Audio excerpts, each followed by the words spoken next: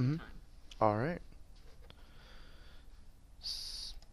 So I am researching the argument behind the 22nd Amendment for a paper I'm writing on the Constitution in my uh, U.S. government class.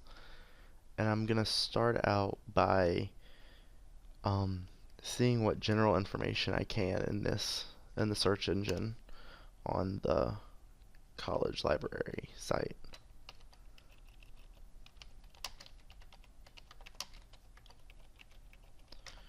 I'm trying to include the keywords Constitution so that it'll maybe give me some more specific results.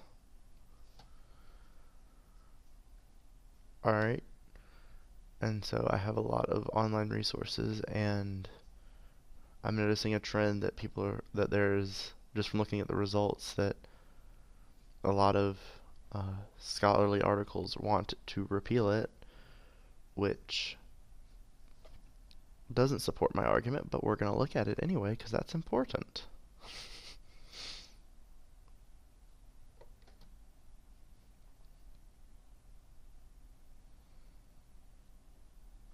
Okay, so this is an audio source, so that's something I might be able to go back to later, and I'm just going to hold it as a tab up here so that I don't lose it. Let's see, what is another? So this one's about repealing it again. Um, and I'm trying to click on this one to see what arguments there might be to have it repealed. And so I'm scanning through this at first. And so like the first claim is pretty significant in that it claims that the 22nd Amendment is anti-democratic, which I'm interested to see how they defend that.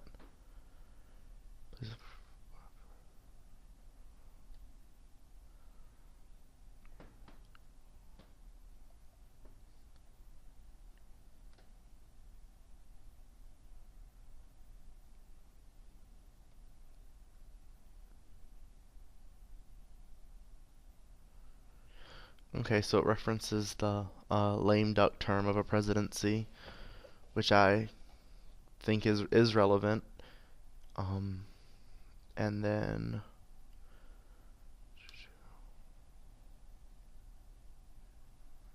okay, so it's basically saying that there's a lot of problems with the lame duck and that not a lot's getting done, and there's a lot more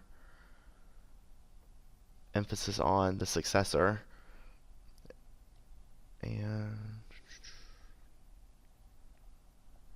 all right, and then there's the other side down here.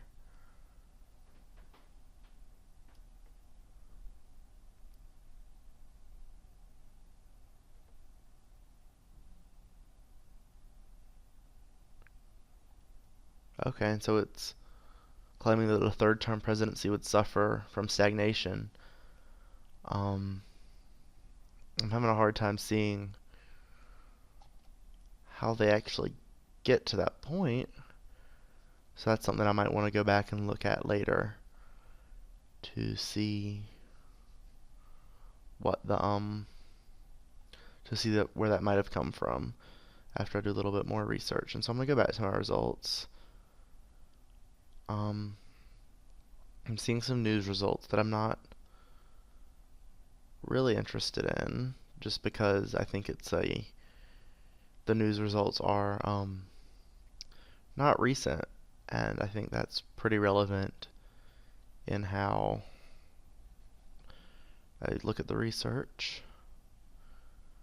Alright, so I'm gonna try some new search criteria.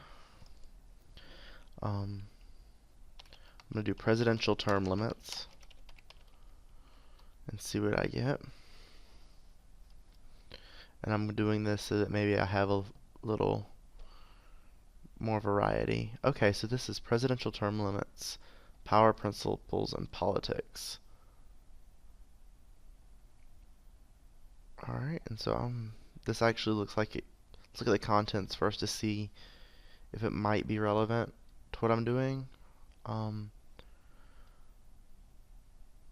executive tenure. Okay, so before this 22nd Amendment was ratified, there was some, there was obviously tenure there. So, and then of course Roosevelt's third term and FDR's fourth.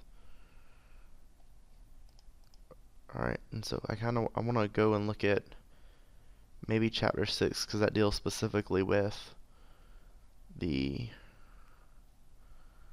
Second Amendment. So that's right here. All right.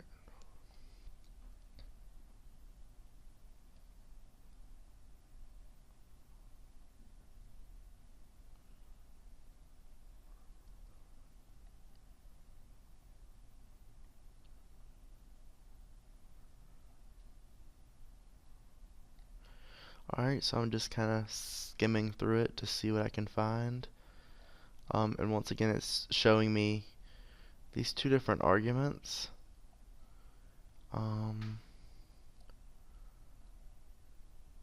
Anything new? Okay, so this has a lot of really good information in it, and it's definitely something I'm going to want to go back and read very closely. It looks like it provides lots of quotes from representatives and senators on the issue related to FDR and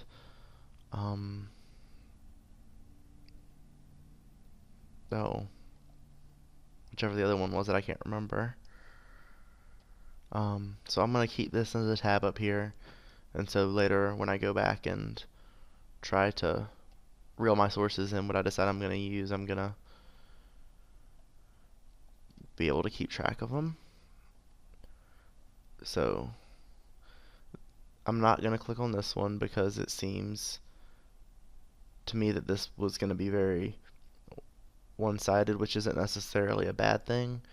But I'm definitely looking for a big picture view at this point in my research.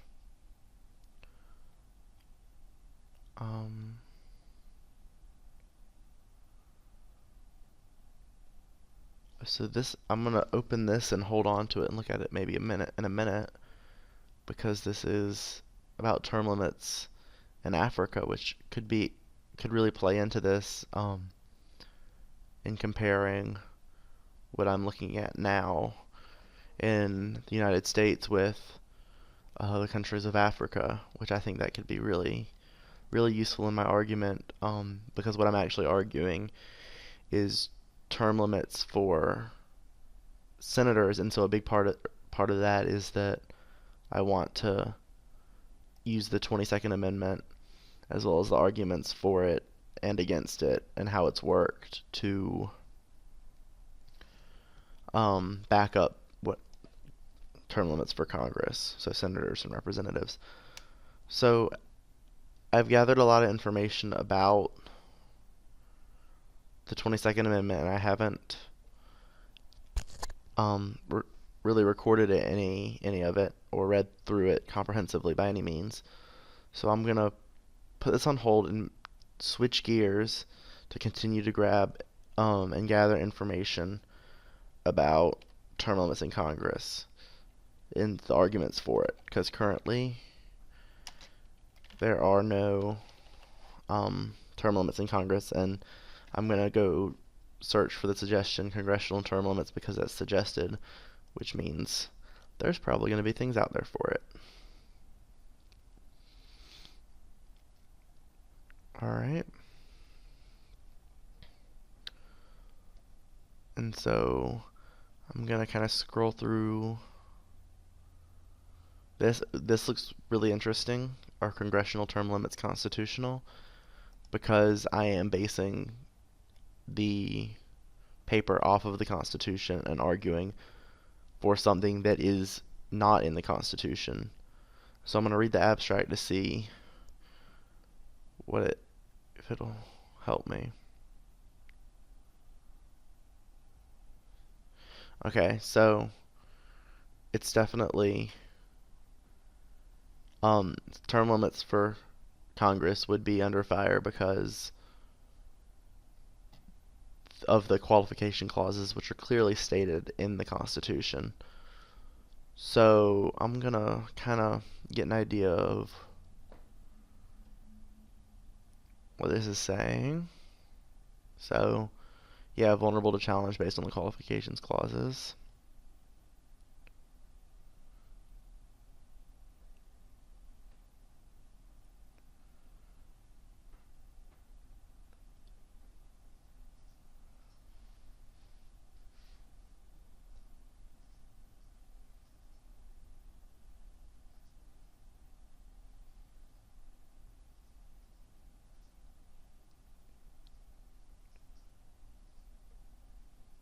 Their proposals are unlikely to withstand constitutional scrutiny, which is understandable, and I'm interested to see how they address that in part 2, which is, right here. Explicitly sets forth 3 qualifications, and then explicitly sets the ones for senators. And so I think that a problem of interpretation is going to be really important, because there are the two schools of thought of loose and strict interpretation of the Constitution, and I think that's going to play into it, because as a whole there does tend to be looser interpretation of the Constitution, especially like in Article 1, Section 8, like the enumerated powers of Congress. And I think reading this, I want to kind of use my argument to play into the necessary and proper clause of the enumerated powers, so that they can do that in order to carry out their power of, I think this could play under establishing the federal government.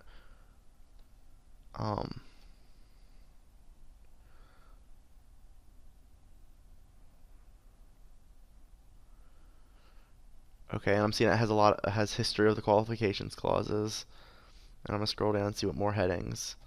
Okay, so the Powell v. McCormack. Alright,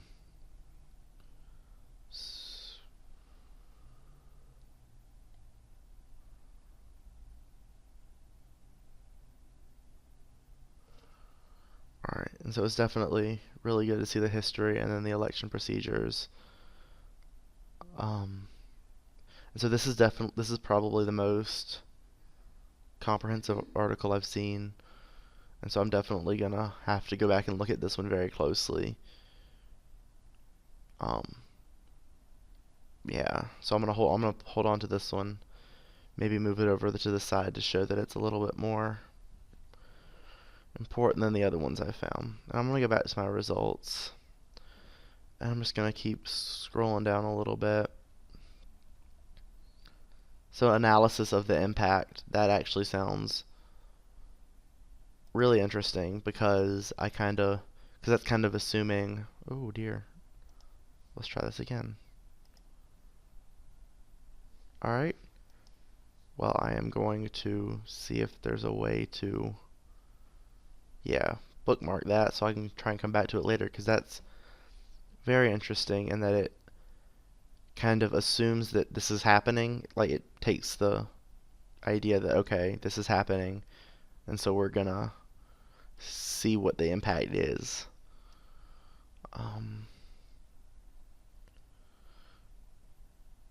Okay, this is about the Thornton case, which I'm vaguely familiar with. And I think it was some of the states tried to pass congressional term limits for the state legislatures, and I think that was struck down by the U.S. Supreme Court.